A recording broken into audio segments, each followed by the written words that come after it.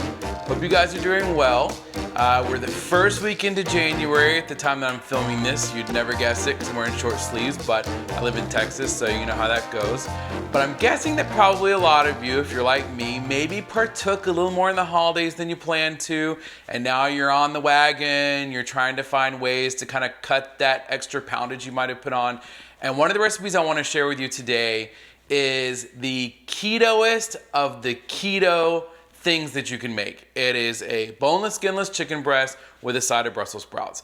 Now I realize that several of you might have just vomited, but don't worry. I'm gonna show you a way to make Brussels sprouts that's not only delicious, I think you might actually maybe possibly like them, if not maybe actually possibly love them. We'll see, who knows? Anything can happen. But what I'm gonna do now is show you what you're gonna need to get started, and then we're gonna go from there.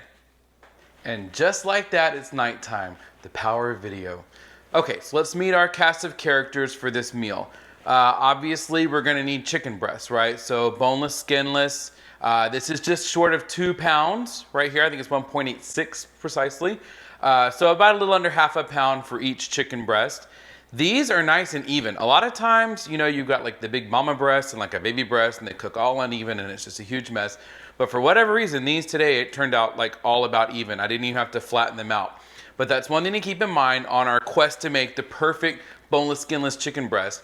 If you get one that's really thick and another one that's really thin, or a thick one that maybe tapers off at the bottom and gets thin, you'll want to take a metal meat mallet or a rolling pin, something like that, and kind of just give it a nice smashing down, respectfully, so that it gets about the same consistency all throughout. That way it just makes for even cooking. So we've got a little under 2 pounds of our chicken breast, and then we have, I think I've mentioned it before, but if I haven't, Gibson seasoned salt is so good. We get this off Amazon, but it's Gibson's Bar and Steakhouse seasoned salt. It is the best I've used.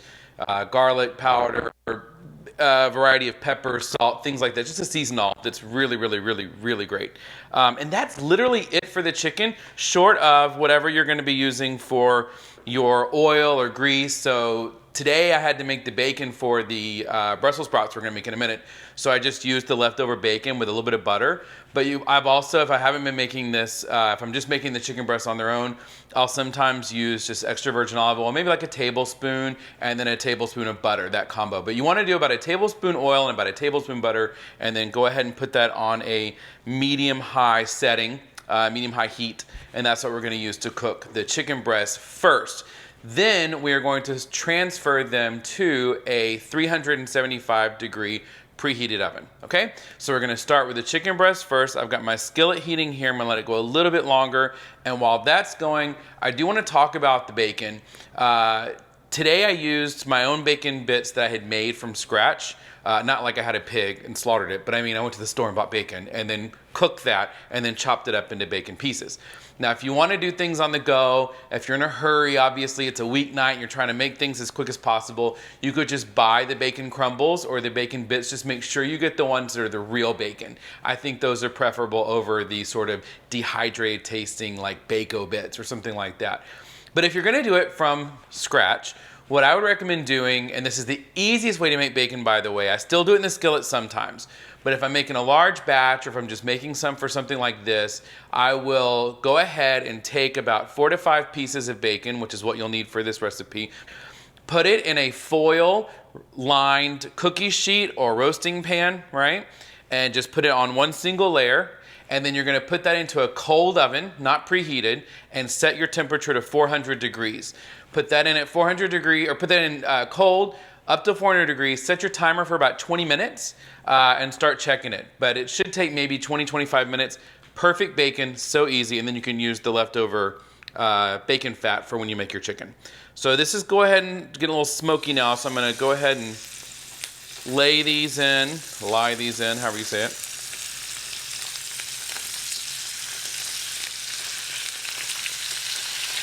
All right, and you'll notice I didn't put any seasoning. I'm gonna let these go for maybe about, I don't know, 5 minutes or so, I would say, on each side. Sometimes we do a little less on the second side, but they're gonna look about like this. And you're just gonna let those go. And you'll just wanna make sure I've mentioned this before, but definitely something that you want to invest in my humble opinion, is one of these. This is maybe $3, $4 at your local grocery store, kitchen hardware store, whatever. It just helps to keep a clean space. You're gonna have grease no matter what, but that's gonna help. I'm also gonna go ahead and turn on the vent so it's not so smoky. And I think you can still hear me fine. Yeah, it looks like you can still hear me fine. So I'm gonna let this go for a minute. I'm gonna flip them and I'm gonna come back to you when that happens. Okay, so these have been going for about 5 minutes now, and we're gonna see how they look. Take off our little grease guard here. And that's what you wanna see. A sort of goldeny color. Just like that. And this is where I'm gonna put my seasonings on. I don't like to put them on too soon because they have a chance to kind of burn or maybe not taste right, so I don't prefer to do that. But I'm just gonna take maybe about, I'd say about a teaspoon or so of your seasoned salt and just put just on the outside like this. Now, I'll put this in the recipe and the instructions, but I did forget to mention earlier. You'll want to make sure you use an oven-proof skillet. You don't have to. You can always transfer it if you don't have one into like a casserole dish or something like that, or roasting pan. But it just helps, I think, for ease, if you can start off in a skillet that you can just put right into the oven. And this is looking good. And then you're gonna, like I said earlier, let it go about another 4 to 5 minutes. You just wanna start to check it. But once your skillet gets hot, you don't wanna burn it as it starts to transfer more heat. And now you can see that these are not as even as they appear to be. You can see this little guy is smaller than his friends, but he's kind of the extra one anyway, so we might just give him to the dog. So I'm gonna go ahead and check. I know it hasn't been quite that long yet, but I just don't trust anything. And see, right away, already. I guess I could let it go a little longer, but I'm in a hurry, so we're gonna go like it is now.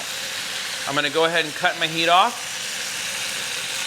And I'm gonna put my other teaspoon of seasoned salt on the other side. And again, this varies depending on your taste. Teaspoon, half a teaspoon, nothing at all, and then do it later. You know, it's always easier to add more later than it is to take it off. So that's a very professional technique, by the way, just doing this. It's all in the pan. All right, so I'm going to put in an oven-safe thermometer. If you do not have one of these, this is one of the best investments you could make. The quick reads are great too, but I like this one because I can just stick it into the chicken, throw it into the oven, and then it's done, and I can keep an eye on it to see right when it gets to that 160, 165 zone that I'm looking for. So I'm gonna go ahead and do this, put this into the oven, and I'll be right back on the other side.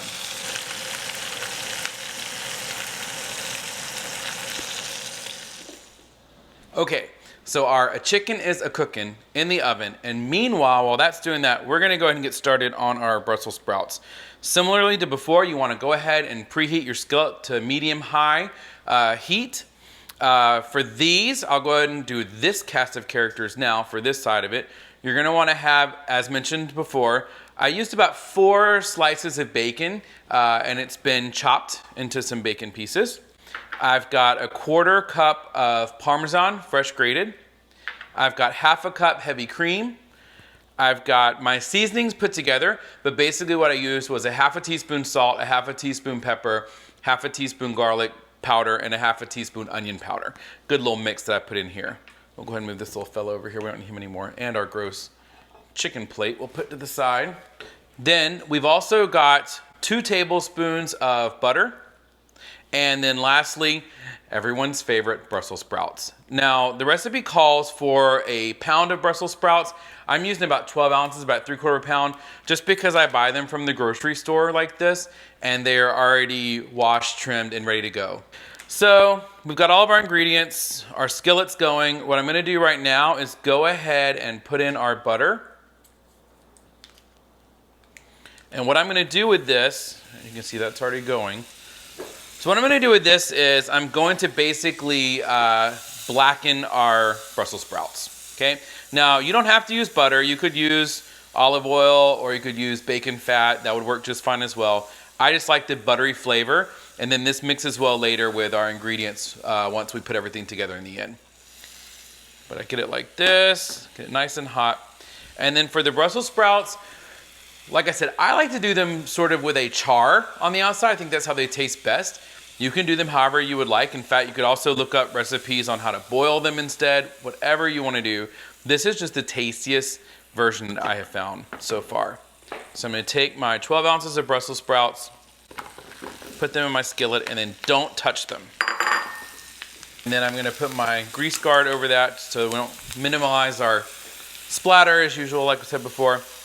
And I'm going to let these go for a few minutes, and then I will be right back to show you the next steps. Okay, so it's been about 5-7 minutes now. So I'm going to go ahead and reduce my heat to medium-low, turn on the vent for a little bit. And crazy as it sounds, especially if this is one of your first times cooking, I know this would scare the bejesus out of you. That's exactly how it's supposed to look though, with that blackened char. I think it tastes so good. Don't worry, it's gonna all even out in a minute. But go ahead, like I said, and cut your heat down. In fact, you could even go ahead and just remove it from the heat altogether. I'm gonna put these to the side for a minute while we get our heavy cream, our seasonings, and then we're gonna leave the bacon and the Parmesan out for now. Sorry, it'll come to play in a minute, but for now, you guys get left out. So first I take my seasonings, and I'll move this back over so you guys can see. There we go. And our cream. Again, a half a cup cream, heavy whipping cream, heavy cream, whatever you can find. I'm just gonna lift that up off the heat just so it doesn't scare the poor little thing to death. All right. There we go, looking good. Now, once you've got this cut down on a medium-low heat, you're gonna let this go for about 10 minutes, which should time out with the chicken pretty well. And I'll show you what we're gonna do. I kept an eye on that. It's still got, about another 10 minutes left. It's at 150 degrees right now, so shouldn't take too much longer. All right, and this looks how this is supposed to look. It'll start to cook down, but I kind of alternate it on and off the heat. This comes into where gas versus electric. Obviously, with my cooktop being electric, it retains a lot of heat. If you've got a gas range, obviously it's gonna or a gas cooktop rather, it's gonna just immediately go down. So it just kind of depends on your situation and what you have at your disposal. But once again, I'm gonna cut away for a few minutes, let this go, and then we'll finish off our nice chicken breast and Brussels sprouts dinner. All right, so this has been going for about 10 minutes or so, and so the final steps are to put in our parm and our bacon pieces. Easy, easy, easy. Now, I think this will be seasoned perfectly, but as usual, everyone's taste different. Put more salt, put less salt, put more bacon, put less bacon, but you'll see this is gonna make a nice creamed Brussels sprout, which will hopefully make you fall in like/love with Brussels sprouts, or you'll hate them more than ever, and then you'll just know it's confirmed. You just don't like them, because I swear to God, if you don't like Brussels sprouts made like this, you just don't like them. That's just all there is to it, and that's fine. All right, so this is done. So I'm gonna go grab our chicken, and I'm gonna show you what we're gonna do in our final step. So our chicken breasts are done. They look like they're supposed to look, and now we're going to just mix our Brussels sprouts in to accompany them, and so they can all be friends. And because we're still using our oven-proof skillet, you can now put this into a warmed oven if you're not ready to serve it quite yet, or you can go ahead and serve it to your guests, to your family, whoever is eating this delicious dinner with you. And again, I think this is the best way to make chicken breasts. It's a no-fail system. The flavor is delicious. And on the Brussels sprouts, God bless you for trying them if you don't like them. If you don't like this version, then you can pat yourself on the back and say that you know for sure that you don't like Brussels sprouts. But if you do, you're gonna love these. Thank you so much for watching as usual.